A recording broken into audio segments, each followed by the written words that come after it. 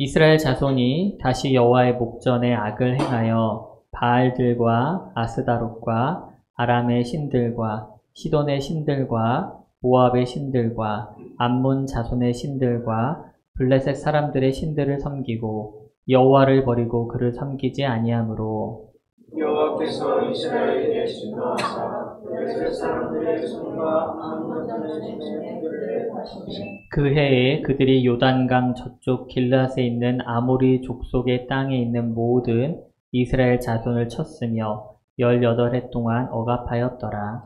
암몬 자손이 또 요단을 건너서 이다와 대명과 요단 족속과 싸우고 이스라엘의 공고와 승리하였더라. 이스라엘 자손이 여호와께 부르짖어 이르되 우리가 우리 하나님을 버리고 바알들을 섬김으로 주께 범죄하였나이다 하니 여호와께서 이스라엘 자손에게 이르시되 너희가 그 사람과 아모리 사람과 암몬 자손과 블레셋 사람들에게서 너희를 구원하지 아니하였느냐. 또 시돈 사람과 아말렉 사람과 마온 사람이 너희를 압제할 때에 너희가 내게 부르짖음으로 내가 너희를 그들의 손에서 구원하였거늘 너희가 나를 버리고 다른 신들을 섬기니 그러므로 내가 다시는 너희를 구원하지 아니하리라. 가서 너희가 택한 신들에게 부르짖어 너희의 환난의 때에 그들이 너희를 구원하게 하라 하신지라. 이스라엘 자손이 여호와께 이르되 우리가 범죄하였사오니 주께서 보시기에 좋은 대로 우리에게 행하시려나 오직 주께 구하오나니 오늘 우리를 건져주옵소서 하고 자기 가운데에서 이방 신들을 제하여 버리고 여호와를 섬김에 여호와께서 이스라엘의 곤고로 말미암아 마음에 근심하시니라. 그때 암몬 자손이 모여서 길앗에 춤을 췄으므로 이스라엘 자손도 모여서 미스바에 춤을 추고 같이 읽겠습니다. 길앗 백성과 방백들이 서로 이르되 누가 먼저 나가서 암몬 자손과 싸움을 시작하랴 그가 길앗 모든 주민의 머리가 되리라 하니라. 아멘. 사흘째에 이어진 집중호우로 뜻하지 않은 인명사고가 많이 발생했습니다. 전국 각지에서 갑자기 불어난 물에 집이 무너지기도 하고 또 지하차도에 갑자기 물이 차면서 미처 빠져나오지 못한 사람들의 소식도 들려옵니다. 도서가 무너져서 주택이 무너져 갇힌 사람들 이야기도 들려오고요.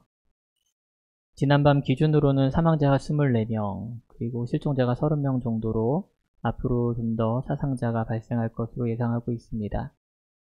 그래서 우리가 우리 쪽이 안전하다고 해서 그냥 있는 것이 아니라 우리도 주위를 좀 둘러보고 더 이상의 피해가 없도록 같이 기도해야 되는 점이 있습니다.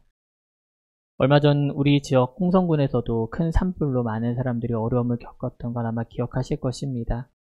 다른 사람의 일이 아니라 우리 모두의 일, 우리 가족의 일, 우리 이웃의 일이라고 생각하고 같이 고통과 아픔을 좀 슬픔을 나누고 또한 기도해 주셨으면 감사하겠습니다. 지난 며칠 정말 무섭게 비가 온 것 같습니다. 저희 집이 침수될 일이 없다는 걸 알면서도 무섭게 비가 내리더라고요. 네, 그럴 때면 이제 저는 좀 어릴 적 생각이 납니다. 아마 작년에도 이야기를 하지 않았을까라는 생각을 하는데 제가 살던 동네가 어렸을 적에 그 언덕에서 쭉 내려와서 아래쪽에 있는 동네였어요.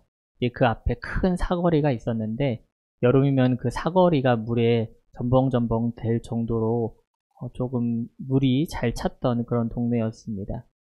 그 정도면 괜찮은데 살던 집이 반지하다 보니까 장마가 길어지면 역류하는 물 때문에 늘 긴장의 연속이었습니다.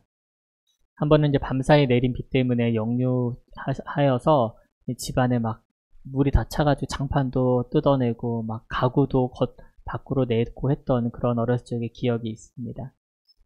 그 이후에는 여름에 이제 밤에 이 빗소리가 굵어지기만 하면은 이 새벽에라도 부모님께서 일어나셔서 이 따로 제작한 우리 집에 저 제작한 하수구 구멍 마개가 있어요. 돌돌돌 막아서 새로 아직도 기억이 나는데 그걸로 꼭 막고 잤던 기억이 납니다. 그럼에도 불구하고 비가 계속되면은 그래도 제대로 잠을 아마 부모님은 못 주무셨지 않았을까 싶습니다. 그리고 아침에 일어나면 우리 집을 제외한 나머지 집은 다 난리가 났어요. 우리 집은 한 번이 당한 적이 있다 보니까 따로 이렇게 제작을 해가지고 딱 맞춰가지고서는 그런 일이 더 이상 없었는데 다른 집들은 막 난리도 아니었습니다.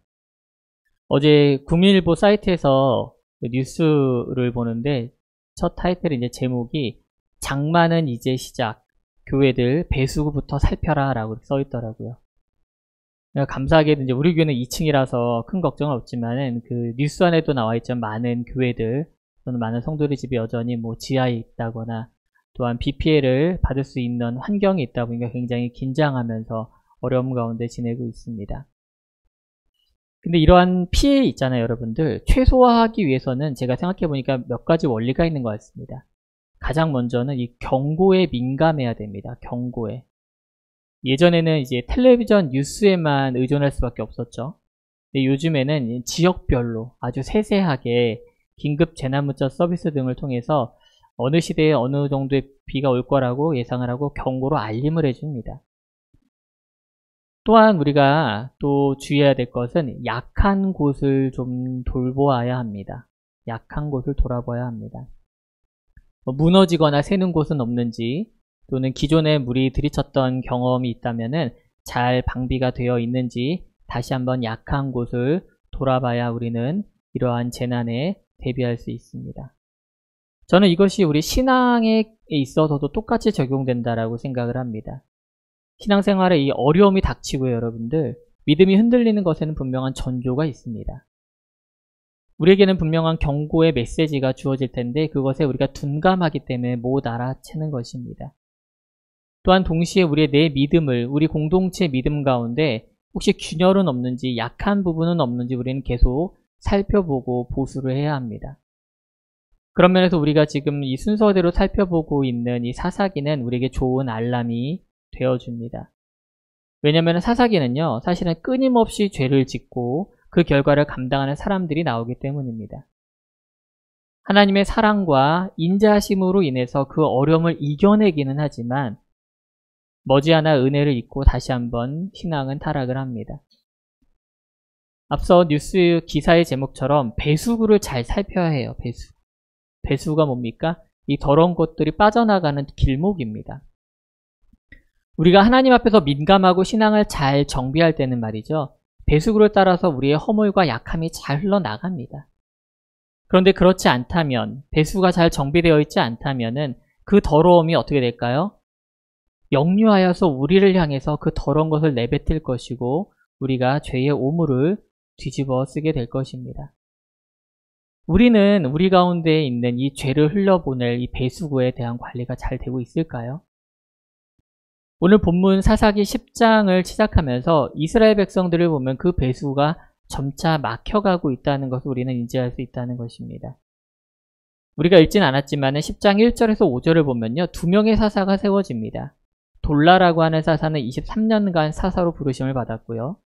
또한 야엘이라고 하는 사사는 22년 동안 이스라엘의 사사로 있다가 죽습니다. 이 이야기는요, 무슨 얘기냐면 결국 하나님이 세우신 이 2명의 사사가 있었던 시기 동안은 아주 평안했다는 겁니다. 다른 이야기가 없어요. 하지만 사사가 죽자 언제 그랬냐는 듯이 여호와 하나님 눈 앞에서 악을 행하기 시작합니다. 결국 그들이 저지른 악은요, 더 큰 악을 부르는 결과로 나아갑니다. 오늘 본문 10장 6절에서 7절 말씀을 다시 한번 보겠습니다. 이스라엘 자손이 다시 여호와의 목전에 악을 행하여 바알들과 아스다롯과 아람의 신들과 시돈의 신들과 모압의 신들과 암몬 자손의 신들과 블레셋 사람들의 신들을 섬기고 여호와를 버리고 그를 섬기지 아니하므로 여호와께서 이스라엘에게 진노하사 블레셋 사람들의 손과 암몬 자손의 손에 그들을 파시매. 우리가 익히 보아왔던 사사기 앞에 나오는 이스라엘 백성들이 하나님을 버리고요, 우상을 섬겼을 때 그 패턴으로 다시 돌아온다는 겁니다. 그런데 이번에 조금 몇 가지 다른 점이 눈에 띕니다. 가장 먼저는요, 이 우상들의 숫자가 급격하게 늘어나요. 그 앞에서는 사실은 뭐 기존에는 바알이나 아스다롯 한두 개의 우상에 대한 이름이 언급이 됐었는데 이번에는 주변 이방 민족들의 모든 신들을 다 등장시킨다는 거예요. 분명히 이스라엘은 잘 생각해 보시면은 출애굽을 할 때 여호와 하나님 그 한 분의 이름만을 가지고 탈출했습니다. 다른 이름, 여러 개의 이름이 필요하지 않았다는 거예요. 가나안에 다 왔을 때도 오직 여호와의 이름 그 한 분만의 이름만으로 여리고성이 무너지고 요단강을 건너고 거류민들을 쫓아내는 승리가 계속 그 가운데 있었다는 겁니다. 그런데 이제는 어떻대요? 잡신들이, 온갖 잡신들이, 동네 신들이 다 몰려든 거예요. 한번 시작된 이런 우상숭배는요, 더 큰 우상숭배를 불러왔습니다. 그래서 악이 악을 부르는 거예요. 악이 더 큰 악을 데려온다는 것입니다. 그럼 왜 이스라엘 백성들은 이처럼 주변 나라의 신들을 들여와가지고 숭배를 했을까요? 그들의 눈에는 그렇게 보였던 거예요. 주변 국가들이 뭔가 우리나라보다 좀 더 세련된 것 같아. 뭔가 좀 힘이 센 것 같아. 뭔가 더 발전된 것 같아. 뭔가 나의 삶보다 더 형편이 좋아 보여. 그리고 나서 그 결과를 어디서 찾은 거예요? 그들이 섬기는 신을 생각한 겁니다. 신을 섬기니까 그렇게 됐으려나? 이게 한번 우상 숭배의 맛을 들리면요, 이 또 다른 맛을 찾아 헤매는 거예요. 이 신도 한번 맛보고, 저 신도 맛보고, 이건 뭐가 다를까? 이 31가지의 맛을 찾아 헤매는 사람들처럼 계속 신에 대한 욕구가 더 끌어오른다는 겁니다. 마치 우상 섬기기가 취미가 된 것이냐 말이죠. 이런 정말 악화되어가는 이 과정 가운데 흥미로운 표현이 한 가지 나옵니다. 바로 이러한 이스라엘 백성들을 두고, 우상 숭배의 혈안이 되어 있는 이스라엘 백성들을 두고요. 7절을 보면은 하나님께서 진노하사 블레셋 사람들과 암몬 자손의 손에 이스라엘 백성들을 어떻게 하셨다고요? 파셨다고 나와요. 파셨다고. 상당히 과격한 표현처럼 보이죠. 파셨다니, 팔아 넘겼다니. 근데 여러분들 한번 잘 생각해 보세요. 이 정말 팔아 넘겼다면요, 대신해서 우리가 뭐예요? 팔았다는 건 뭐예요? 물건을 주고 뭔가 이득을 취하는 거 아닙니까? 뭔가 등가 교환이 돼야 되지 않아요? 그런데 정말 물건을 사고 팔듯이 팔았더라면 뭔가 파는 사람 입장에서 이득이 돼야 되는 게 있는데, 하나님 입장에서 어떻습니까? 남는 게 아무것도 없어요. 유익이 되는 게 없다는 겁니다. 그래서 이러한 표현을 하나님 입장에서 우리 한번 생각을 해봐야 합니다. 왜 하나님이 이런 표현을 사용하셨을까? 진짜 이건요, 계획적으로 팔아넘긴 게 아니라, 그래, 네가 한번 그렇게 한번 살아보고 싶어? 그래, 알았어, 네 맘대로 한번 살아봐. 이런 약간 부모의 심정으로 우리가 이해를 해야 한다는 겁니다. 우리 자식들도 있고 부모님도 있으니까 아마 한번 상상하면 이해가 되실 거예요. 집에 자식들이 있는데 집에 붙어있지 않고 계속 가출을 하는 애가 있다고 한번 생각을 해봅시다. 일반적인 부모라면 어떨까요?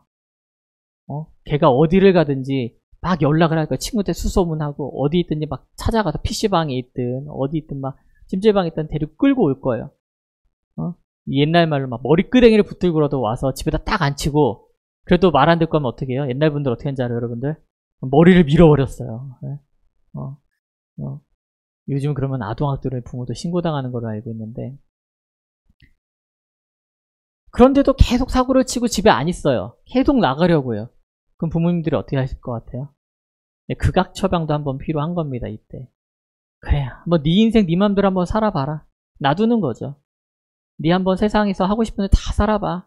한번 배도 골아보고, 추운 데서 한번 잠도 자보고, 신경 안 쓰니까 알아서 살아 하고 절연하듯이 딱 선언을 합니다. 이 상황을 두고 로마서에서는 뭐라고 하냐면 한마디로 내버려 두었다라고 말을 해요. 내버려 두었다. 우리 로마서 1장 28절에 31절 말씀을 한번 같이 읽어볼까요? 같이 읽겠습니다. 시작. 또한 그들이 마음에 하나님 두기를 싫어하며 하나님께서 그들을 그 상실한 마음대로 내버려 두사 합당하지 못한 일을 하게 하셨으니 곧 모든 불의, 추악, 탐욕, 악의가 가득한 자요, 시기, 살인, 분쟁, 사기, 악독이 가득한 자요, 수군수군하는 자요, 비방하는 자요, 하나님께서 미워하시는 자요, 능욕하는 자요, 교만하는 자요, 자랑하는 자요, 악을 도모하는 자요, 부모를 거역하는 자요, 강한 자요, 배약하는 자요, 무정한 자요, 무자비한 자라. 이렇게 하나님을 떠나니까요, 막 붙들어도 막 불러도 안 되니까 하나님 일단 내버려 두세요. 자, 내 세상이다 하고 사람들이 나가요. 하나님을 떠나서 이제 하나님이 아닌 것을 이제 섬기기로 작정을 합니다. 그러면은 잘 돼야 될 것 같잖아요. 근데 그렇게 되지 않는다는 겁니다. 성경의 원리로는요, 내가 하나님이 아닌 다른 것을 섬기기로 작정한 그 순간 그 대상이 인간을 지배하고 조종하기 시작한다는 겁니다.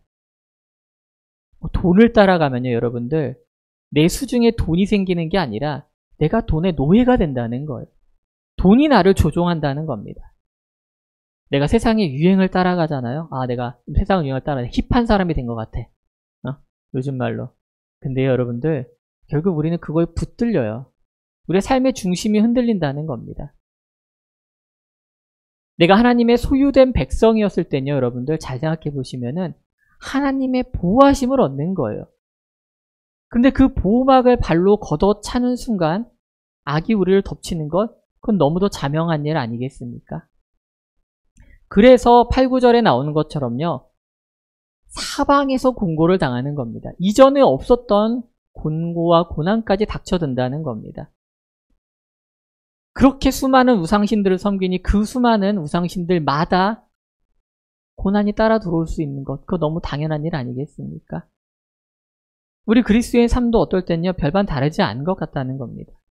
우리가 하나님 안에서 평안을 누릴 때는 잘 몰랐는데 삶의 자리에서 주인을 이제 하나님이 아닌 다른 것으로 내어줄 때 그때 우리는 그 다른 주인이 가지고 들어온 고난과 공고를 우리의 삶 가운데서 경험해야 한다는 것입니다.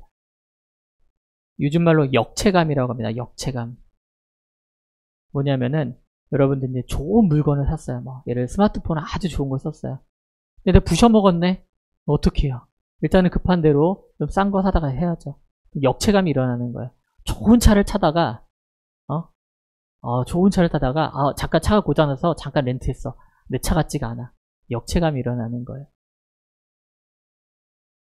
하나님에 대해서 그렇다는 겁니다, 여러분들. 하나님에 대해서.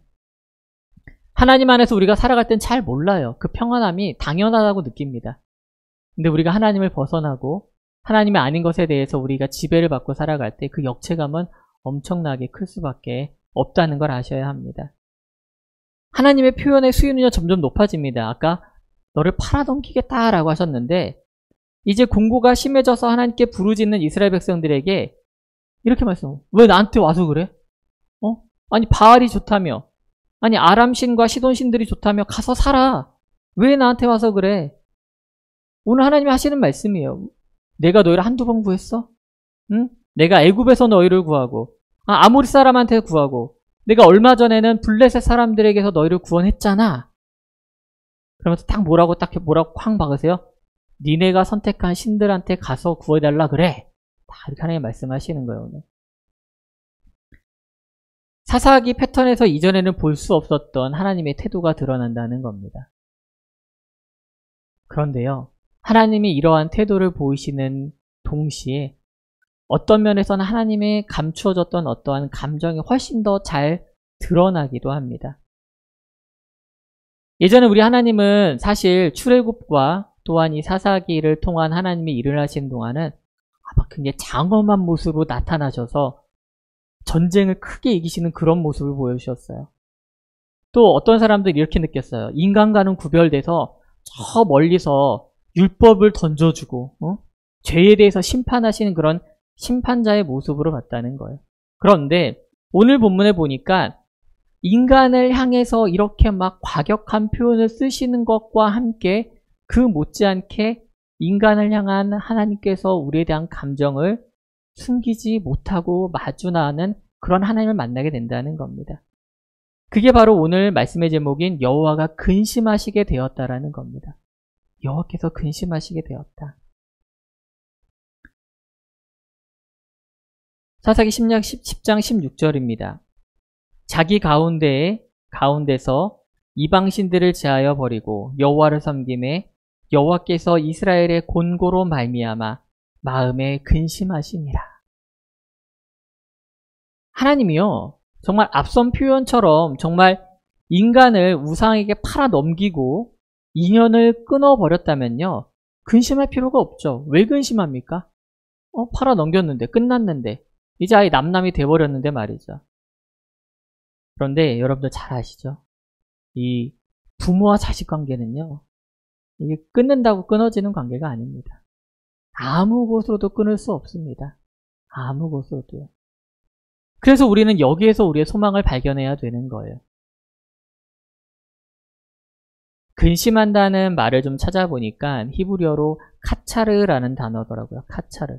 근데 이게 무슨 뜻이냐면은 이 짧아지다, 짧게 자르다라는 뜻을 가지고 있습니다. 이 추수할 때 곡식을 단을 잡고 아래를 최대한 짧게 자르죠. 그래야 이제 많이 거두니까.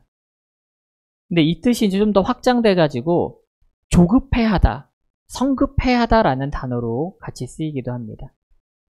이게 무슨 뜻이냐면은 오늘 방금 읽었던 16절 말씀을 잘 보시면은 하나님의 근심에 대한 대상이 무엇입니까, 여러분들? 확실하게 말하고 있지 않아요? 바로 자기 백성 이스라엘의 곤고입니다. 이스라엘 백성들이 겪고 있는 그 곤고에 대하여 하나님은 근심하고 계시다는 거예요.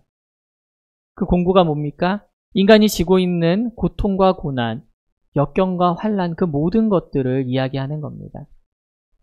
그러니까 앞에서 입으로는 막 그렇게 니들이 다른 우상 가서 구해달라 그래. 넌 내다버린 자식이야. 막 이렇게 말씀하셔요. 그런데 고난 가운데 빠진 자기 백성들을 향한 하나님의 마음이 드러났는데 어떻게 일어난 거예요? 조급하신 거예요. 어떻게. 근심하신다는 말이 그 뜻이라는 겁니다. 그런데 이런 일이 일어나기 전에 하나님의 마음이 확 돌아서기 전에 무슨 일이 있었냐면요. 여러분들 잊지 말아야 될 게 진정한 회개와 참회가 있었다는 겁니다. 그 가운데 정말 하나님께서 이 불붙듯한 이 마음의 심정이 드러났다는 겁니다. 우리 사사기 10장 15절에서 16절 상반절 말씀을 우리 한 목소리로 같이 읽어보겠습니다. 시작. 이스라엘 자손이 여호와께 여쭈되 우리가 범죄하였사오니 주께서 보시기에 좋은 대로 우리에게 행하시려니와 오직 주께 구하옵나니 오늘 우리를 건져내옵소서 하고 자기 가운데서 이방 신들을 제하여 버리고 여호와를 섬기매. 이게 하나님께서 근심하시기 직전에 이스라엘 백성들의 태도였다는 겁니다. 근데 어떤 사람들은요, 이러한 이스라엘 백성들의 태도를 보고 당장 급한 불을 끄고 보자는 그런 심산으로 하나님께 매달린 거 아니냐라고 보는 사람들도 있어요. 진짜 회개하는 게 아니라 그냥 잠깐 하나님한테 숙이고 그냥 들어온 거 아니야? 그렇게 말하기도 해요. 실제로 이스라엘 백성들을 보면요, 여러분들 더 이상 죄를 짓지 않던가요? 아닙니다. 죄를 또 져요. 죄를 또 진단 말이에요.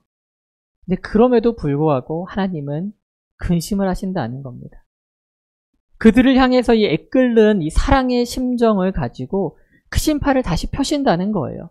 방금 전까지 막 그렇게 하나님께서 해오시지 않았던 막 수위가 넘은 것 같은 표현들을 하셨지만은 하나님께서 다시 우리를 향해서 근심하신다는 겁니다.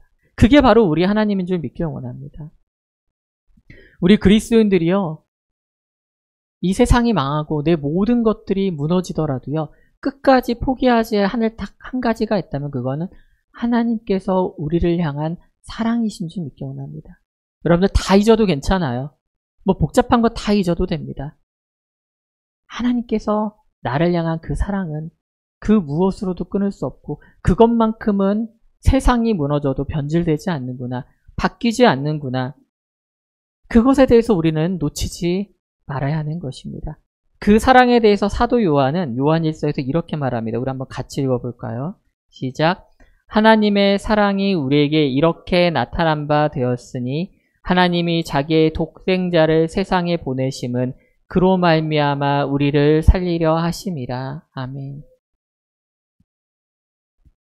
하나님께서 가장 소중하게 여기시는 것, 나와 동일하신 분, 바로 자기 아들 예수 그리스도를 십자가에 내어 죽게 하심으로 도리어 우리를 살리신 줄 믿기 원합니다. 그게 하나님의 사랑인 겁니다, 여러분. 우리가 정말 귀에 못이 박도록 많이 들었던 거지만은 절대 우리가 잊어서는 안 되는 것, 그것이 바로 하나님의 우리를 향한 그 사랑하심을 잊지 마시기 원합니다. 예수 그리스도께서 십자가에 못 박히신 그 순간 하나님은 우리를 향한 자신의 사랑을 세상 모두에게 펼쳐 보이신 줄 믿습니다. 여러분들 우리의 삶이요, 오늘 사사기의 본문에 나온 사람들처럼 때론 악화 일로의 길을 걷는 것 같습니다. 악에 악을 더해서 고난과 역경이 내 삶 가운데 켜켜이 쌓이는 것 같아요. 내 힘으로는 걷어낼 수 없는 것 같습니다. 그 가운데는 나의 죄악됨으로 인하여서 내가 하나님을 인식한다 하면서도 내 스스로 짓는 죄 때문에 다가오는 분명한 어려움도 있습니다. 또는 내가 이게 진리가 아닌가 싶어서 한때는 따라갔던 방식의 삶이 있어요. 그대로 잘 살면 참 좋을 텐데, 그대로 살면 내가 승리할 줄 알았는데 도리어 그 방식들이 내 삶을 올가매고 나를 악의 구렁텅이로 끌고 간다는 겁니다. 그제서야 우리는 깨닫는 거예요. 아버지의 집으로 돌아가자. 내 상태가 정말 거짓골 같고 내가 아버지께 대못을 받고 나왔는데 그럼에도 불구하고 아버지는 나를 사랑하셨지. 세상 그 누구도 나를 못 알아보더라도 아버지 한 분만은 나를 받아주실 거야 라는 그 믿음으로 우리가 있는 자리에서 다시 한번 돌이켜 하나님 아버지께로 향하기 원합니다. 우리가 하나님께로 발걸음을 되돌렸을 때 내가 지금 상황이 어디 있고 얼마나 멀리 갔더라도 상관없이 하나님께로 발걸음을 되돌리는 순간 하나님 아버지께서는 버선발로 나와서 빨리 돌아오기만을 근심하며 기다리시는 줄 믿으시기 원합니다. 사랑하는 여러분, 우리 매일 삶 가운데요, 하나님 앞에 우리가 선 자세로 살아가기 원합니다. 그래서 우리 가운데 발견되는 죄악된 모든 것들을 우리가 고쳐나가기 원합니다. 끊을 수 없을 것 같은 그 죄악의 고리를 주님의 힘에 입어서 주님께 간구하여서 우리가 하나님 앞에 의지하면서 그것을 끊어내는 결단이 있기 원합니다. 나를 향해 근심의 마음으로 한결같이 돌아오기를 기다리시는 그 하나님의 사랑을 다시 한번 확인하는 우리가 되기 원합니다. 여러분, 그 하나님의 근심은요, 다른 사람을 위한 것이 아니라 바로 여러분 한 사람 한 사람을 바라보며 품고 있는 하나님의 사랑의 결정체인 줄 믿습니다. 이 하나님의 여호와 하나님께서 여러분들을 향한, 우리 공동체를 향한 사랑을 다시 한번 되새기며 하나님의 마음을 다시 한번 확인하는 우리 매일의 삶이 되기를 주님의 이름으로 축복합니다.